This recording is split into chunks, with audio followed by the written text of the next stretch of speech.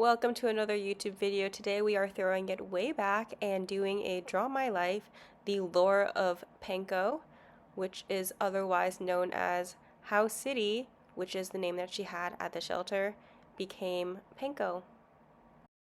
Our story begins approximately July 28th of 2018.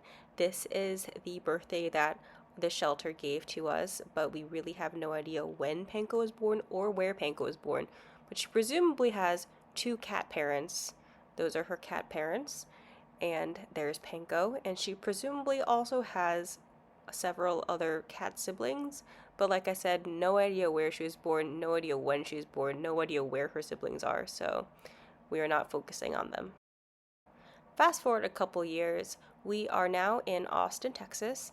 My boyfriend and I are hanging out. It is Sunday, and we say, wow, we should go to Austin Pets Alive and check out the cats there, because I had always dreamt of having an elderly cat, and I had been talking about it for a while, so we just went to go look at some cats, I guess.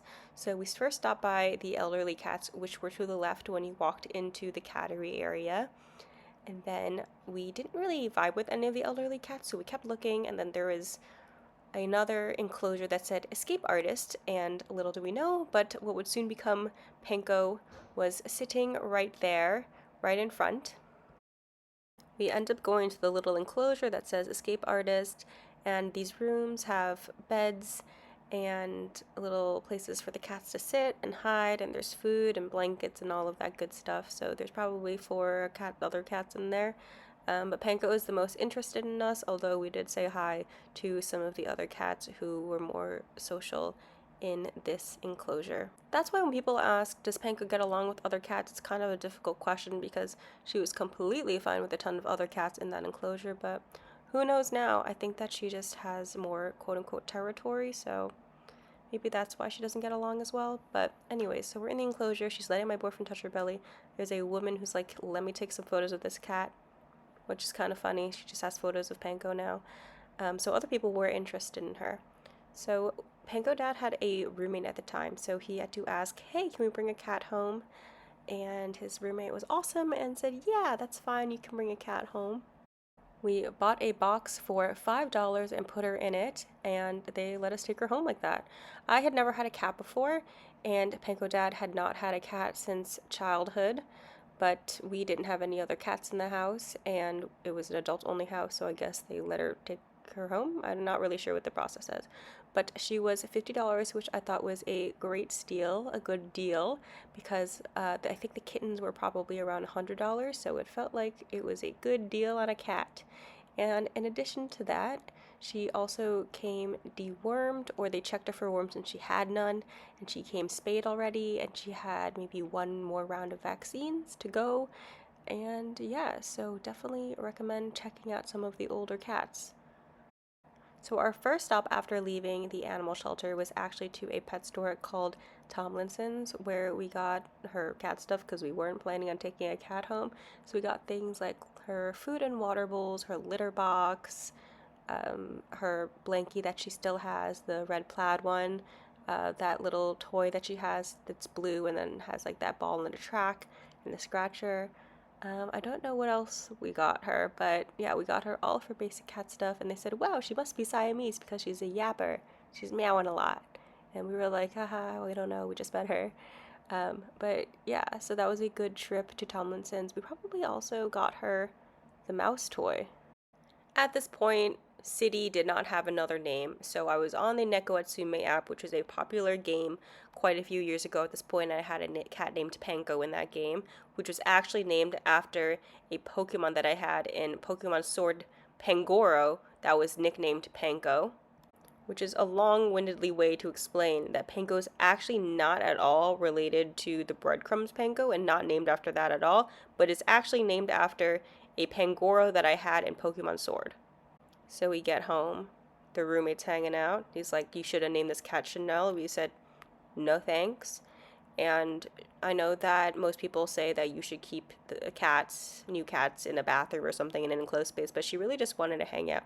We also ordered food because we didn't get to go to our dinner reservation. And she slept in bed with us that night, we were best friends immediately, right off the bat. She slept right at our feet and was the best little girl ever.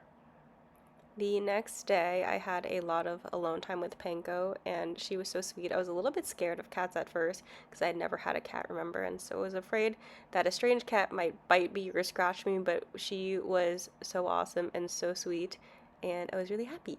Later that evening, we were on our way to dinner to Fonda San Miguel, if you're in the Austin area and you care. And this is where we got that FaceTime call. I was like, oh my gosh, no, like she definitely did something to the roommate. Like, I don't know what she did. But this is where that iconic photo of Panko in the Gucci belt actually originated from. He called us and was like, haha, like, look at this. And I was like, oh my God, thank God nothing bad happened. If you've made it this far in the video, it must be pretty evident there are no baby kitten photos. And you might be asking, did you ever ask at the shelter what happened to Panko prior to adopting her? So that takes us back to February 29th of 2020 or something. What we were told is that she was taken from a kill shelter in an undisclosed location. No idea what it's called, no idea where it was. And I guess Austin Pets Alive takes a couple cats from this kill shelter and brings them over to a non-kill shelter, which is Austin Pets Alive, and she was really only there for less than 24 hours. That is all the information that they had at Austin Pets Alive, so that is all the information that I know and that I can share with you. I really don't know anything else. Okay, fast forward to June or July of 2020. We are in COVID, very much so in COVID, and I thought, okay, I should make a TikTok for this cat because that is what every person does during this time when they're bored and they have a ton of free time. I made TikTok first, actually, not Instagram. Fun fact.